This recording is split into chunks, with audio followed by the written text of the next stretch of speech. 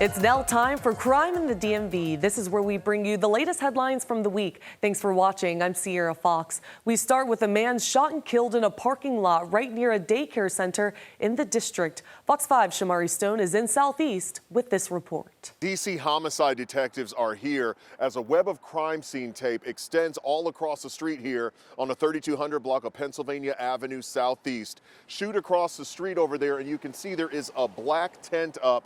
On the other side of that tent is where you have the body of the man who was shot. There are bright lights over there as police continue to look at the scene over there.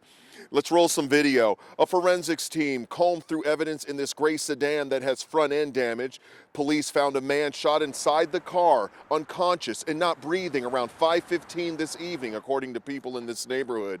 The man died on the scene. Police shut down the southbound lanes of the 3200 block of Pennsylvania Avenue Southeast from Branch Avenue to 33rd Street while they interview people in the area and search for surveillance video. Police have not told us what led up to this shooting. Homicide detectives have not released the name or age of the man who was shot and killed, or information about a suspect or motive. While detectives investigate, people who live and work out here tell me they are tired of gun violence. Well, I feel that it's out of control. People give up. They don't have the support morals that we had growing up. You know, when we growed up, the older people meant something to you, the community meant something to you. It's all out of control now. Now that parking lot is next to a daycare and a convenience store. Police are continuing to search for evidence in that parking lot across the street. If you have any information about this homicide, call DC Police. In Southeast, I'm Shamari Stone. Back to you. Battered and bruised. That's how a beauty supply store owner says he was left after 3 teen girls attacked him in a Silver Spring mall, and it was all caught on camera. Shamari Stone also shows us this. I'm inside City Place Mall, and we're actually bringing you closer to where this all happened. This is Beauty Pro. It's a popular beauty supply store where people like to come in here and buy items such as weaves. You can see this long one right here. Hairstyling gel. And an item that people are stealing, he says, wigs. Well, you come right over here. He says that these 3 teenage suspects walked right in, and he says that they were determined to fight with him. They walked right behind this counter, the one I'm standing out right now, and he says they just started beating him repeatedly, and he was trying to defend himself. You look right over here. This is the camera that captured them on video. Take a look at this surveillance video from the store on Sunday, March 3rd. The 3 suspects walk in and start punching James Wong. He appears to defend himself, and they continue to beat him repeatedly in his head. He says he had several bruises and he was hurting. After the suspects beat him up, police say they then walked out of the store with bags of stolen items. He says the same suspect stole from him just 2 days before the attack that was captured on surveillance video. You're now going to hear from James Wong. I'm still scary, and I feel like still trauma. The people comes, youngster comes, 3, 4 people come at all together. I'm still feel uncomfortable dealing with the people. Since COVID-19 pandemic, young people kind of behaviors have become more wild. Now, James Wong says he has been in business for more than 20 years and he has no plans of closing. Call Montgomery County Police if you have any information. If you recognize the suspect shown on that surveillance video, there is a reward of up to $10,000 for information that leads to an arrest and a conviction. In Silver Spring, I'm Shamari Stone. Back to you. The family of a Maryland man killed while working at a club continues their search for justice. It's been more than a year since the shooting at a Hyattsville gentlemen's club. So far, no leads on the suspects. Fox 5's Lily Zhang has more. The family of the victim, Alex Lynch, says it has been very tough for them, more than a year and no answers. We do know that Alex worked at this club that's right behind us. So his family, as well as police, they want the public to take a good look at surveillance video. That video, it shows at least 3 people opening fire. This was from March of 2023. It was outside of the club area code off of Chillum Road. Now, a sign outside of the business today reads Mustangs, and we did leave messages for the owner. Now, this is where Lynch was working as a security guard last year. Prince George's County Police say they collected up to 30 cartridge casings from that night. They do believe that Lynch may have been targeted. That video startles me, hurts me. Because people got out really shooting at my little brother. Don't know the motive of it. I'm trying to find out. The family wants to know why y'all killed my little brother. Now, Lynch was shot along with 2 other people. They did survive their injuries. So again, police tonight are asking if anybody recognizes anyone or anything from that surveillance video to give police a call.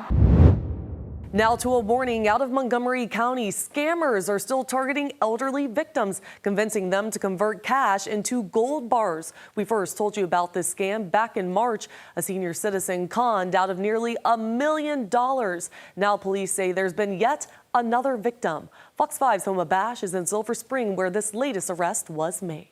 I'm happy to say that in this case, police and a family friend actually saved the victim from losing $200,000.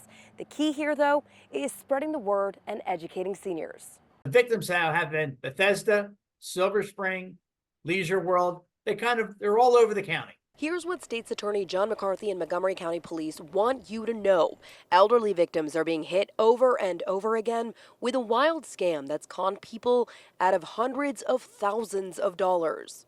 The latest case had this man, Ravinkle Mathan, in court today facing charges of theft over $100,000. The suspect told the victim that he was a federal agent and that his identification had been stolen and that he needed to transfer his money into gold bars to protect his money. The victim, a man in his late 80s, early 90s, believed the call. He took out his life savings of $200,000 and had it converted into gold bars through a legitimate website, ready to hand over to the suspect posing as a federal agent.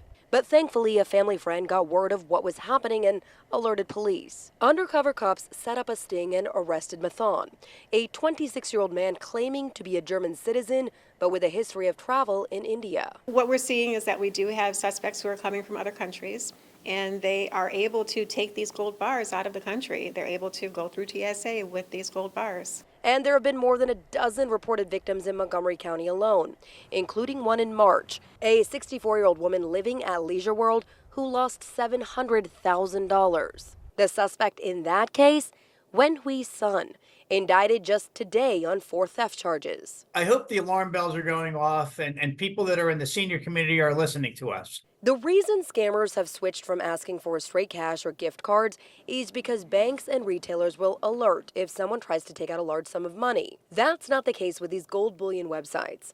To them, thousands of dollars in a wire transfer simply looks like a normal transaction. Both of the suspects in these cases are currently being held without bond, and each of these theft charges carries a maximum sentence up to 20 years. State's Attorney John McCarthy telling me that he has been asked by Leisure World to come out there and spread the word, educate seniors. He'll be doing that in the coming weeks. Investigators say you could be handing your credit card information over to criminals without even knowing it. That's because credit card skimmers continue to pop up throughout the entire region. Fox 5's Josh Rosenthal is in Beltsville with details on 10 new skimmers. I think it's wild. Credit card skimming devices seemingly all over. I will tell you this, the next time I go to Safeway, I'll be using cash. Last month, we talked to John Perry Miller, who discovered a skimmer at a grocery store in D.C. And I called the attendant over and I said, hey, I think you've got a skimmer on this kiosk. A day later, there was this release from D.C. police saying they'd actually found at least 5 of the devices since late March. And now, the issues popped up at businesses in Prince George's County as well. They're convenience stores, they're grocery stores, and they're discount stores. Police say they've recovered skimmers at 10 different locations throughout the county in the last 3 weeks. And while investigators aren't naming the specific businesses, this map shows the rough locations of the first 8, including in Temple Hills, Beltsville, Seat Pleasant, and College Park. The businesses, many of them, are being proactive. They're aware of it and they're working jointly with us. A lot of people out here, we work hard for our money. You're causing so much hurt and so much harm to other families that need it at that moment. That's what we heard from people we talked to Wednesday in Beltsville, some of whom already knew about the problem all too well. Knowing this, are you going to be more careful when you're using your credit card? Yes.